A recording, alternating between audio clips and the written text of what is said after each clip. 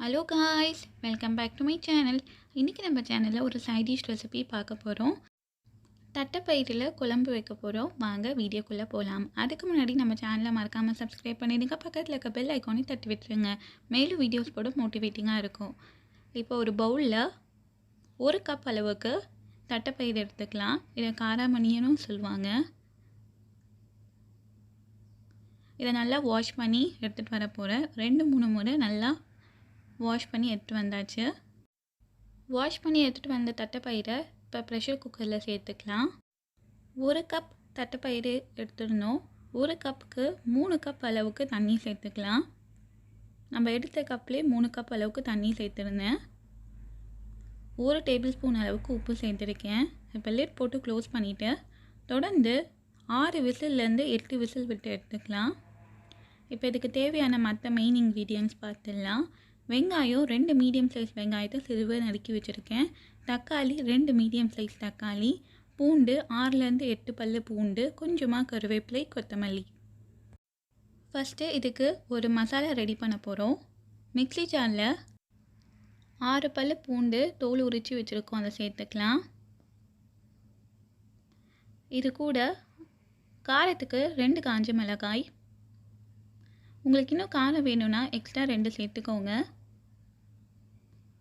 வெங்காயம் 2 medium size வெங்காயத்தை அரிஞ்சு வச்சுருந்தோம். அதுலேருந்து 1 கைப்பிடி அளவுக்கு எடுத்துக்கலாம். தக்காளியும் 1 கைப்பிடி அளவுக்கு. இது கூட 1/4 டீஸ்பூன் அளவுக்கு சோம்பு சேர்த்துக்கலாம். எல்லாத்தையும் சேர்த்துட்டு தண்ணி சேர்க்காமல் நல்லா மைய பேஸ்ட்டை அரைச்சி எடுத்துகிட்டு வந்திருக்கேன். பாருங்கள், இந்த அளவுக்கு இருக்கணும். இப்போ சுண்டல் கரெக்டாக 8 விசில் வந்தாச்சு. ப்ரெஷரும் குறைஞ்சாச்சு. சுண்டல் எடுத்து பார்க்கலாம். பாருங்கள், இந்த மாதிரி ப்ரெஸ் பண்ணி பாருங்கள், சுண்டல் நல்லா வெந்திருக்கு. இப்போ செய்ய ஆரம்பிச்சிடலாம். கேஸ் ஸ்டவ்வில் ஒரு பெரிய வாணல் எடுத்து வச்சுருக்கேன். இதில் 1 டேபிள் ஸ்பூன் அளவுக்கு எண்ணெய் சேர்த்துக்கலாம். ரீஃபைண்ட் ஆயில் தான் யூஸ் பண்ணியிருக்கேன். எண்ணெய் நல்லா சூடாயிட்டக்கப்புறம் 1 டீஸ்பூன் அளவுக்கு கடுகு பொரிய ஆரம்பிக்கும் போது 1 டீஸ்பூன் அளவுக்கு ஜீரகம் சேர்த்துக்கலாம். ஜீரகம் நல்லா பொரிய ஆரம்பிச்சிடுச்சு. கொஞ்சமாக பெருங்காயத்தூள், அரிஞ்சு வச்சுருந்த வெங்காயத்தை சேர்த்துடலாம். கொஞ்சமாக கருவேப்பிலை சேர்த்துட்டு நல்லா வதக்கி விட போகிறோம். வெங்காயம் கண்ணாடி பதம் வர வரைக்கும் நல்லா வதக்கி விட்டுக்கலாம். இப்போ மசாலாலாம் சேர்த்துக்கலாம்.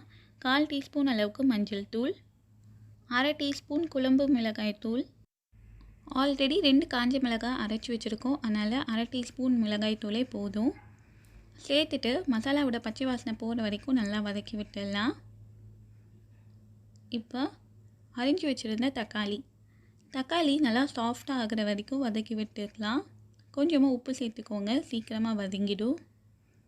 இப்போ அரைச்சி வச்சுருந்த மசாலா பேஸ்ட்டு சேர்த்துடலாம்.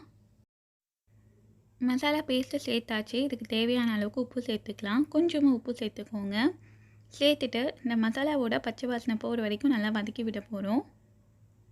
இப்போ மசாலா நல்லா கொதிக்கட்டும். எண்ணெய் பிரிஞ்சு வர சமயத்தில் வேக வச்சுருந்த தட்டைப்பயிரை இல்லை சேர்த்துடலாம். தண்ணியோடு சேர்த்துக்கோங்க. இந்த வேக வச்ச தண்ணியோடவே சேர்த்துடலாம்.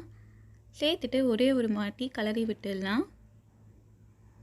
இந்த மாதிரி கலந்து விட்டுட்டு உப்பு மட்டும் கரெக்டாக இருக்கான்னு டேஸ்ட் பண்ணி பார்த்துக்கோங்க. இப்போ 1 கிளாஸ் அளவுக்கு தண்ணி சேர்த்துக்க போகிறேன். இது சின்ன கிளாஸு. தண்ணி சேர்த்துட்டு லிட் போட்டு க்ளோஸ் பண்ணிடலாம். 4 நிமிஷத்துலேருந்து 6 நிமிஷம் லோ ஃப்ளேமில் விட்டுடுங்க. 6 நிமிஷம் கழித்து பார்க்குறேன். பாருங்கள், குழம்பு நல்லா கொதித்து வந்திருக்கு. எண்ணெய்லாம் நல்லா பிரிஞ்சிடுச்சு. ஃபினிஷிங் டச் கொஞ்சமாக கொத்தமல்லி. இது கூட உங்களுக்கு வேணும்னா ஆப்ஷனல் தான், தேங்காய் எண்ணெய் கூட சேர்த்துக்கலாம். ரொம்ப டேஸ்ட் நல்லாயிருக்கும்.